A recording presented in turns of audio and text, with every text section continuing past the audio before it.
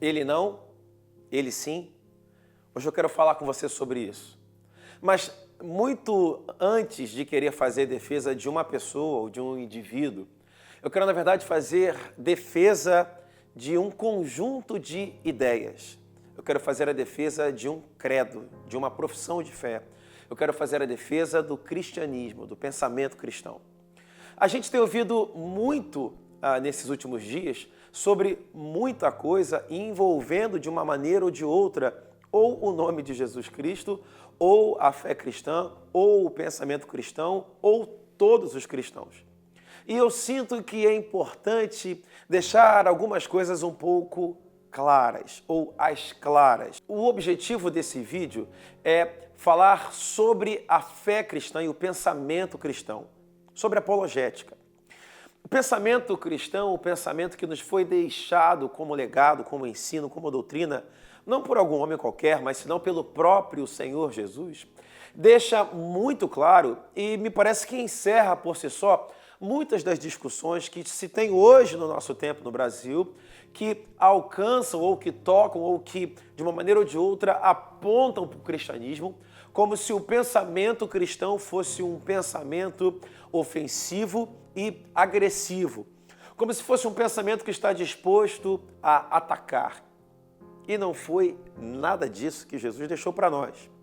Eu quero, por exemplo, pensar com você sobre o que está registrado no Evangelho de Mateus, no capítulo 7, no versículo 12. Diz o seguinte: como quereis que vos façam, façais vós também. Ou ainda numa outra versão, assim em tudo façam aos outros o que vocês querem que eles façam, pois esta é a lei e os profetas. Esse é o resumo do que disseram os profetas, esse é o resumo do que dizia a lei. Toda vez que você ver ou ouvir alguém falando em nome de Jesus, ou em nome do cristianismo, ou se passando como um cristão, algum tipo de mensagem que ataque, que ofenda, que agrida gratuitamente, eu posso dizer a você com toda a certeza de que esse que o faz, esse de fato é um ele não. Toda vez que você vir alguém que gratuitamente parte para a ofensiva, eu posso afirmar a você que esse é um ele não. Ele não é um representante fiel, fidedigno do que diz a Escritura, do que diz a palavra de Deus, do que diz o pensamento cristão. Mas, afinal de contas, o que exatamente diz o pensamento cristão? Afinal de contas, como exatamente o Evangelho se posiciona diante de tantas questões que hoje a atormentam e ganham tanto destaque em todos os lugares? A palavra de Deus é muito clara. Mateus 7,12 diz assim para nós: assim que em tudo façam aos outros o que vocês querem que eles lhes façam, porque esta é a lei, estes são os profetas. Quem está falando isso aqui tem autoridade para, sim, falar em nome do cristianismo, porque nada mais, nada menos se trata do próprio Senhor Jesus, o autor do que a gente conhece hoje como cultura cristã, o pensamento cristão. O pensamento cristão não é aquele que parte para atacar. O pensamento cristão não é aquele que estimula esse tipo de pensamento, de doutrina, de sentimento ou de atitude. O pensamento cristão é aquele que prega, é aquele que ensina, não baseado no que diz um homem, mas baseado no que diz o próprio Jesus. Façam aos outros o que vocês querem que seja feito a vocês. Ou seja, é uma doutrina que prega justamente o plantio, o incentivo, a divulgação daquilo que é bom, daquilo que é agradável, daquilo que é respeitoso, daquilo que é gentil. O Evangelho vai trazer para nós situações em que Jesus não foi bem recebido. Situações em que ele tentou falar sobre sua mensagem, em que ele tentou falar sobre o seu amor, ele tentou falar sobre o seu plano, que não era um plano natural terreno, era um plano espiritual, sobrenatural, para oferecer vida, graça, perdão, amor, eternidade. E o Evangelho diz para nós que quando aconteceram situações como essas, a atitude de Jesus não foi nem de dizer algo, nem de incentivar os seus discípulos que dissessem ou fizessem algo contra aquela pessoa, ou contra aquelas pessoas, ou contra aquele povoado. A mensagem do Evangelho, ela vem de uma maneira liberal, gratuita, ela vem de uma maneira que quer alcançar, que quer tocar, que quer produzir e provocar transformação e transformação para o bem, transformação para melhor. Então, toda vez que você vir alguém dizendo que é cristão, ou que defende o pensamento cristão, ou que está falando em nome de Deus, e esse alguém se aproxima de você e ele usa uma mensagem gentil, doce e agradável, uma mensagem que, ainda que verdadeira, ainda que expondo uma realidade difícil, ele fala no tom de alguém que não quer destruir o seu oponente no debate, mas que ele está disposto a ganhar esse oponente. Então, ele sim é um bom representante de Cristo, ele sim é um bom representante do pensamento cristão.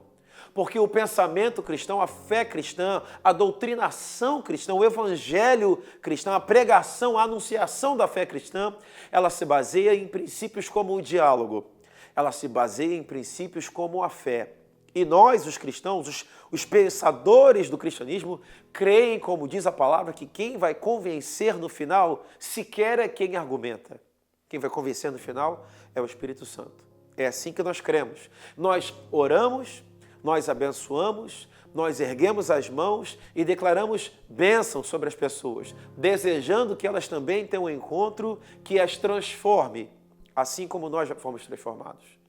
Mas para isso não fazemos uso de nenhum tipo de agressão, seja físico, seja verbal, seja sentimental.